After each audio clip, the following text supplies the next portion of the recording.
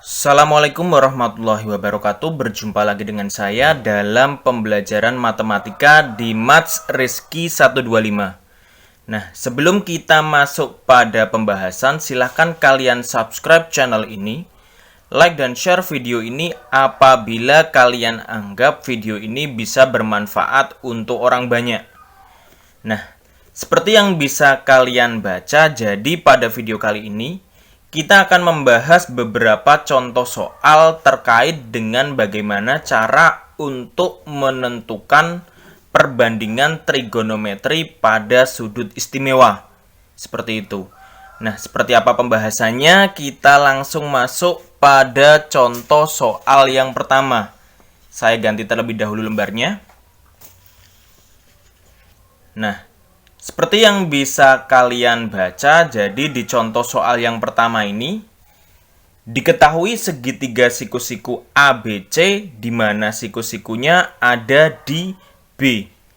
Jika sudut C itu sama dengan 30 derajat dan panjang sisi BC sama dengan 6 cm, maka panjang sisi AC sama dengan titik-titik. Nah, gini. Ketika kalian memiliki soal dengan tipe seperti ini, selalu langkah pertama yang kalian lakukan adalah silakan kalian gambar terlebih dahulu segitiga yang dimaksud. Nah, di sini kan segitiga siku-siku, berarti nanti kalian gambar segitiga siku-sikunya sesuai dengan instruksi yang ada. Di sini saya sudah menggambarkan segitiganya. Nah, setelah kita gambarkan segitiganya, langkah selanjutnya adalah kita tentukan titik acuannya atau sudut acuannya. Dari informasi yang kita punya di contoh tersebut, diketahui bahwa sudut C itu sama dengan 30 derajat. Dari situ berarti kita mendapati bahwa sudut acuannya itu adalah sudut C, di mana besar sudut C-nya itu sama dengan 30 derajat. Jadi di sini saya tuliskan 30 derajat. Ini sebagai sudut acuan. Nah, langkah selanjutnya kita tentukan sisi depan, samping, dan miringnya. Masih ingat dimulai dari sisi miring. Sisi miring adalah sisi yang paling panjang. Berarti di sini yang menjadi sisi miringnya adalah sisi AC. Ini kita namai dengan Mi. Nah, masih ingat? Sisi yang terletak di depan sudut acuan itu adalah sisi depan.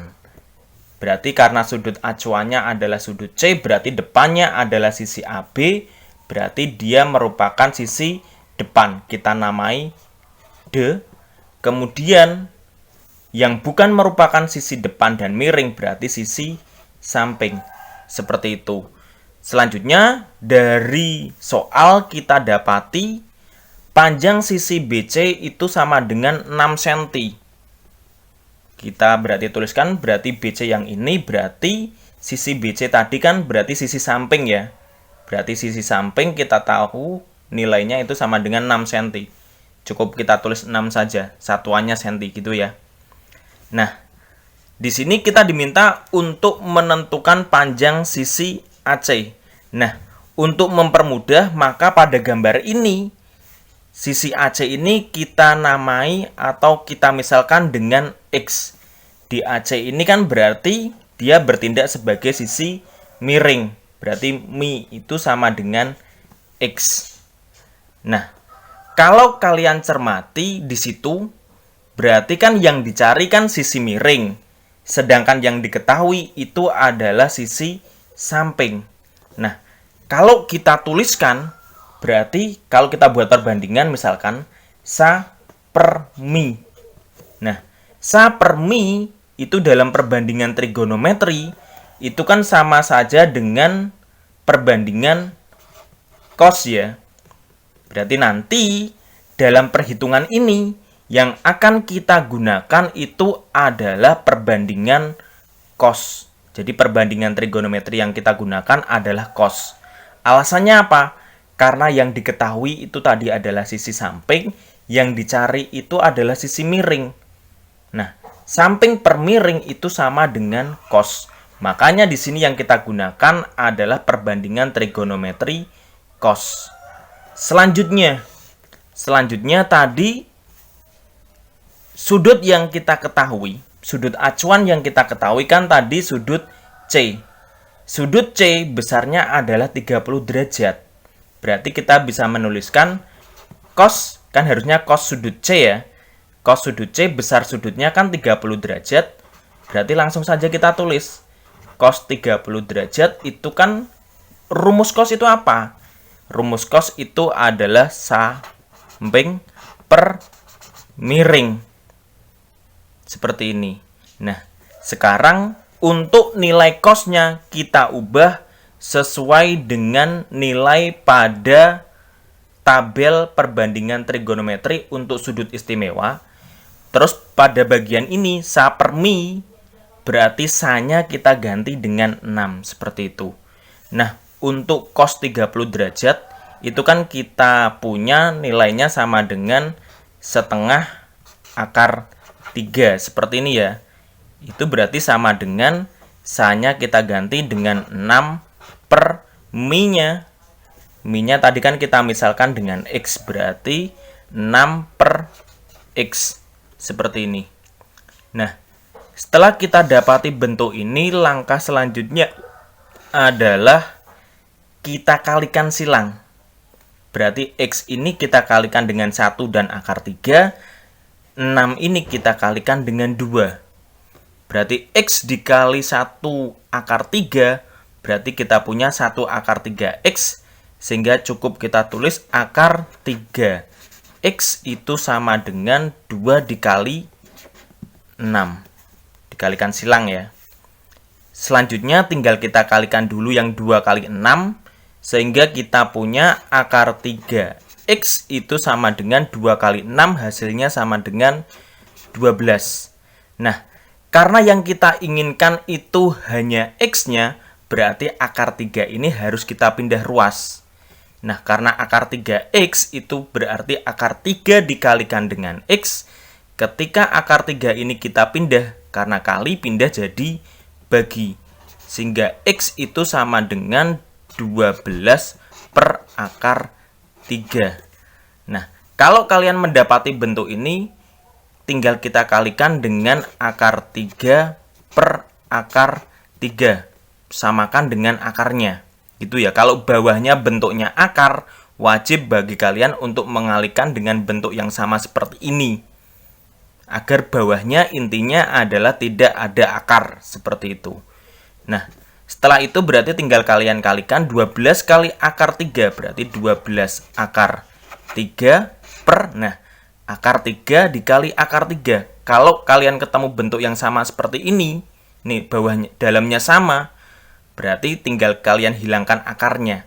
Berarti akar 3 dikali akar 3, itu hasilnya sama dengan 3. Tinggal kalian coret yang bagian atas sama bawah. 12 dan 3 itu masing-masing bisa dibagi dengan 3. Berarti 12 dibagi 3 hasilnya 4. 3 dibagi 3 otomatis 1. Sehingga kita punya 4 akar 3. Nah, dari sini maka kita dapati nilai X-nya itu sama dengan 4 akar 3. X tadi itu sama dengan sisi miring. Berarti sisi miringnya panjangnya adalah 4 akar 3. Atau dengan kata lain, karena sisi miring itu adalah panjang sisi AC, berarti panjang sisi AC di sini adalah 4 akar 3 cm. Jangan lupa satuannya. Seperti itu. Ini adalah contoh soal yang pertama. Kita langsung masuk pada contoh soal yang kedua agar kita jauh lebih paham. Seperti itu ya. Saya ganti dulu lembarnya. Nah, ini adalah contoh soal yang kedua. Seperti yang bisa kalian baca di situ soalnya adalah diketahui segitiga siku-siku ABC, siku-sikunya ada di B. Selanjutnya, jika sudut C sama dengan 45 derajat dan panjang sisi AB sama dengan 4 cm, perintahnya tentukan panjang sisi BC. Gitu ya. Oke, seperti contoh soal yang pertama, langkah pertamanya adalah gambarkan terlebih dahulu segitiganya. Di sini sudah saya gambarkan sesuai dengan instruksi. Selanjutnya, tinggal kita tentukan sudut acuannya. Di sini kita tahu sudut acuannya adalah sudut C, di mana besarnya adalah 45 derajat. Berarti di sini 45 derajat dan jadi sudut acuan. Setelah kita tentukan sudut acuannya, kita tentukan mana yang merupakan sisi depan, miring, dan juga samping. Dimulai dari sisi samping. Berarti sisi samping itu adalah sisi yang panjangnya paling panjang. Berarti si AC ini ya. Berarti dia itu menjadi, bukan samping, sisi miring. Maaf. Jadi AC itu merupakan sisi miring. Sisi miring itu adalah sisi yang paling panjang, berarti kita namai mi, sedangkan yang sisi yang terletak di depan sudut acuan itu adalah sisi depan, kita namai D, dan yang bukan merupakan sisi depan dan miring itu kita namai dengan sisi samping. Samping itu berarti yang bukan merupakan depan dan miring, gitu ya. Selanjutnya, di situ yang diketahui adalah panjang sisi AB sama dengan 4 cm. Tinggal kita tuliskan AB itu sisi depan, berarti sisi depan ini panjangnya 4 cm. Kemudian yang dicari adalah sisi BC. Berarti yang dicari ini kita misalkan dengan X. BC dia berarti merupakan sisi samping. Berarti ini kita misalkan sama dengan X. Nah, kalau kalian cermati, di situ kan yang diketahui adalah sisi depan dan yang dicari adalah sisi samping. Kalau kita buat perbandingan trigonometri, maka jadinya adalah depan per samping. Nah, masih ingat perbandingan antara sisi depan dan samping atau depan per samping itu kan sama dengan perbandingan trigonometri dari tangan ya. Berarti nanti di sini yang akan kita gunakan untuk menyelesaikan soal ini adalah perbandingan trigonometri tan. Seperti itu. Oke, kita langsung selesaikan. Nah, di sini berarti kita tulis tan. Nah, selanjutnya sudut yang digunakan kan sudut acuan. Berarti sudut C. Sudut C besarnya adalah 45 derajat. Berarti di sini kita tulis tan 45 derajat. Itu sama dengan kita tulis rumus tannya, yaitu depan per samping. Setelah kita dapati bentuk ini, langkah selanjutnya kita ubah, kita tentukan nilai dari tan 45 derajat. Kita tahu tan 45 derajat itu adalah 1, ya kan? Berarti tinggal kita tulis 1 sama dengan depannya tadi berapa? Depannya 4. Berarti kita tulis 4 per sampingnya berapa? Sampingnya adalah X. Seperti ini. Nah, 1 itu kan sama saja dengan 1 per 1. Tinggal kita kalikan silang. Berarti 1 kali X hasilnya adalah X sama dengan 1 kali 4 sama dengan 4. Sehingga di sini didapati X-nya itu nilainya sama dengan 4 cm. Nah, X ini kan sama dengan panjang sisi samping. Berarti sampingnya itu sama dengan 4 cm. Samping tadi kan sama dengan BC. Berarti kita tahu BC-nya itu sama dengan 4 cm. Jadi seperti itu cara perhitungannya. Oke, baik.